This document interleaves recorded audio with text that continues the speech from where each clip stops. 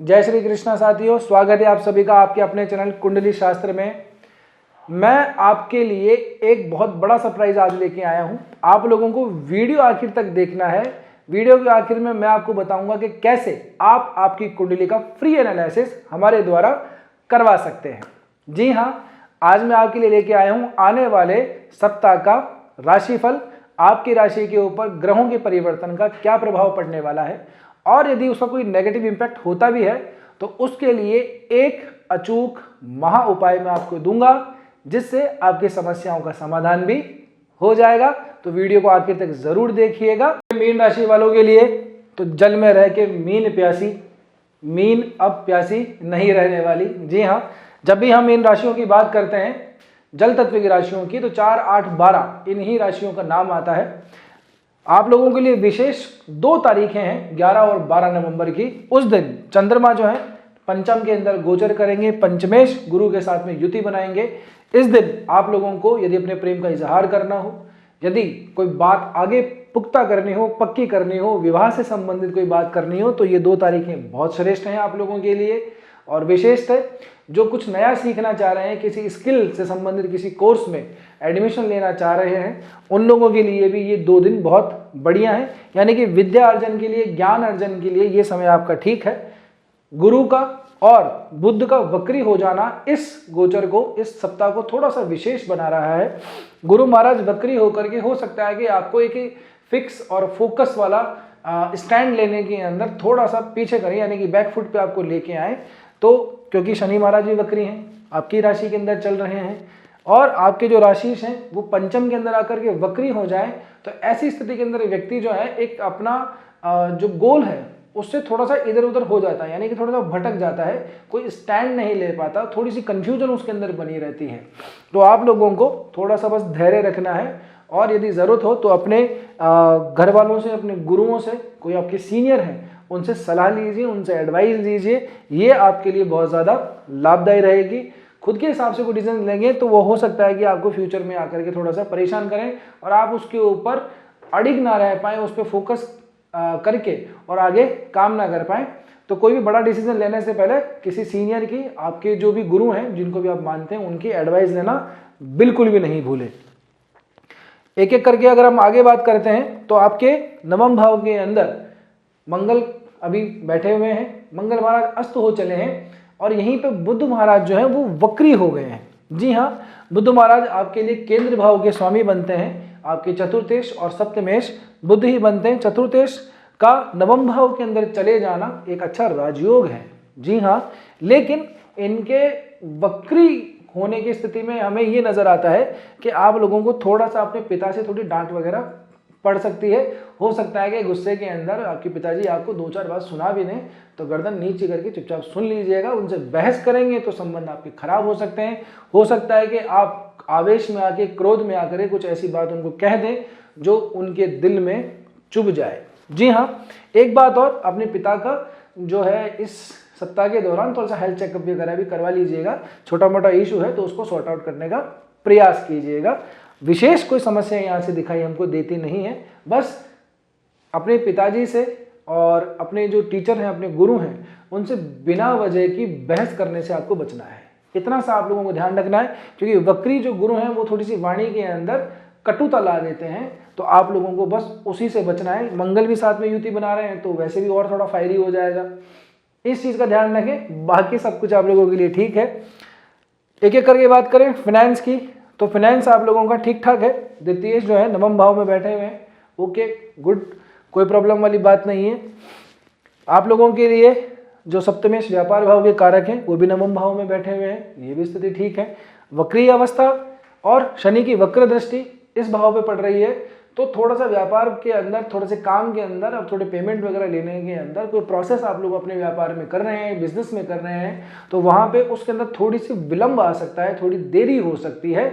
इसके अलावा कोई विशेष परेशानी हम लोगों को दिखाई नहीं देती। शनि की दृष्टि तो है, शनि विरक्ति का कारक है, डिटैचमेंट का कारक है, लेकिन क्योंकि यहाँ पे जो राशि है वो शनि के मित्र की ही राशि है। जी हाँ, और वो स्वयं भी वक्री होकर बैठा हुआ है। तो बार बार मैं आप लोगों को यही कह रहा हूँ, चाहे वो आपके बिजनेस पार्टनर हो, चाहे आपके लाइफ पार्टनर हो, आप लोगों को बेवजह की बहस करने से बचना है।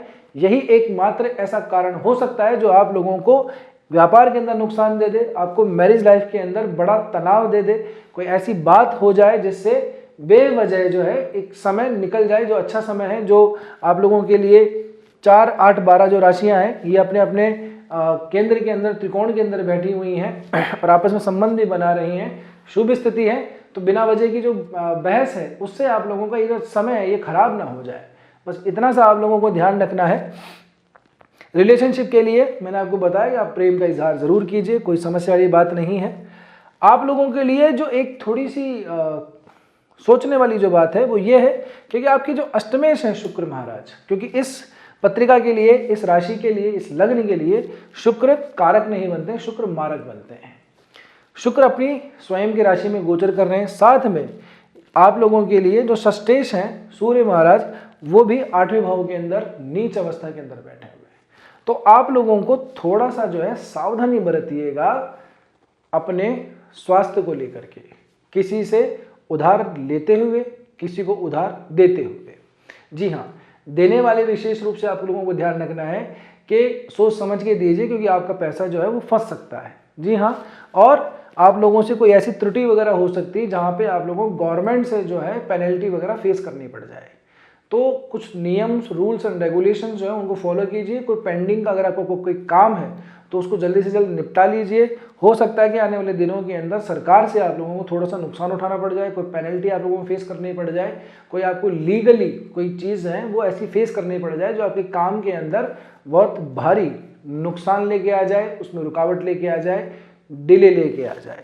स्टूडेंट और कॉम्पिटिटिव एग्जाम्स की तैयारी करने वाले जो विद्यार्थी हैं उन लोगों के लिए ये जो समय है थोड़ा मिला जुला है। एक यहाँ पे आप लोगों के लिए बेनिफिट वाली स्थिति बन रही है। क्या है, 13 और 14 नवंबर को आपकी पंचमे जो है केतु के साथ में यहाँ पे गोचर करेंगे। जी हाँ, तो इस समय पे इन 2 तिथियों के अंदर यदि आपका कोई एग्जाम वगैरह है तो मैं आपको कहूँ कि थोड़ा सा हल्का खाना खा के जाइएगा, नहीं तो आप लोगों को एग्जाम के अंदर नींद का सामना करना पड़ सकता है। चंद्रमा और केतु की जो युति है वो व्यक्ति की चेतना को बहुत ज़्यादा हिला देती है और उसके तर्क वितर्क जो बुद्धि है, जो विवेक है, उसके ऊपर नेगेटिव इम्पैक्ट डालती है। तो आप लोग जो है इस समय पे इंट्यूटिव तो बहुत रहेंगे, लेकिन जहाँ पे गेम मेमोरी का है, बात करें स्टूडेंट्स के लिए, उन विद्यार्थियों के लिए जो कॉम्पिटिटिव एग्जाम्स की तैयारी कर रहे हैं, उनके लिए 13 और 14 नवंबर की जो 2 तिथियां हैं वो थोड़ी सी सावधानी बरतने वाली है। क्या होगा उस दिन, चंद्रमा जो है केतु के साथ में गोचर करेंगे और ऐसे समय के अंदर थोड़ी आप लोगों की जो लॉजिक और जो स्मृति है ना, उस तरह की जो बुद्धि होती है, जो विवेक होता है, जो स्मरण शक्ति होती है, उसमें थोड़ी सी कमी देखी जा रही है। जी हाँ, अगर आपका उस समय कोई एग्जाम वगैरह पढ़ रहा हो तो थोड़ा सा मेडिटेशन के ऊपर थोड़ा ज़्यादा फोकस कीजिएगा और बार बार चीज़ों को रिवाइज करने का, स्मृति जो है उसको बहुत ज़्यादा अपग्रेड कीजिएगा, उसको एक्टिव रखिएगा। नहीं तो इस तिथि को यदि एग्जाम पढ़ रहा है तो आपको थोड़ा सा नुकसान हो सकता है। ऐसे समय पे इंट्यूशन तो आपकी हाई हो जाएगी, लेकिन स्मृति से संबंधित चीज़ और तर्क से संबंधित कोई बात है, कोई तथ्य है, वहाँ पे आप लोगों का तुक्का बिल्कुल सही नहीं बैठेगा। ये कहूँगा कि आपका जो अनुमान है वो बिल्कुल सही नहीं बैठेगा।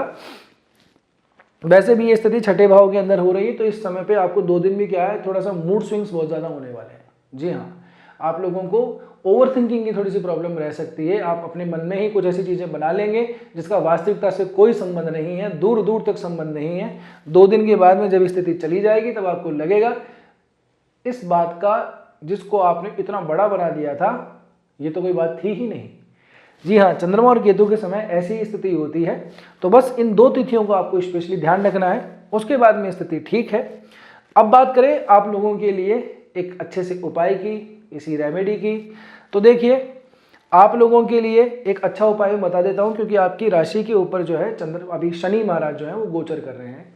एक काम कीजिए, शनिवार की शनिवार जाइए, कहाँ पे, अपने आसपास यदि कोई पौंड है, कोई तालाब है, कोई नदी वगैरह है तो वहाँ पे जाइए और मछलियों को दाना डालिए। और ये तो आपको वैसे भी रेगुलर करना चाहिए, खासकर तब तक जब तक आप लोगों के ऊपर शनि की 7.5 चल रही है, या स्पेशली जब तक ढैया भी चल रही है आपकी राशि पे, जब तक शनि महाराज हैं तब तक आप लोगों को शनिवार की शनिवार मछलियों को दाना जरूर डालना है। 2 काम इससे हो रहे हैं, एक तो आपका ग्रह का शमन हो रहा है, दूसरा एक सोशल सर्विस हो रही है ना। तो ये काम जरूर कीजिएगा।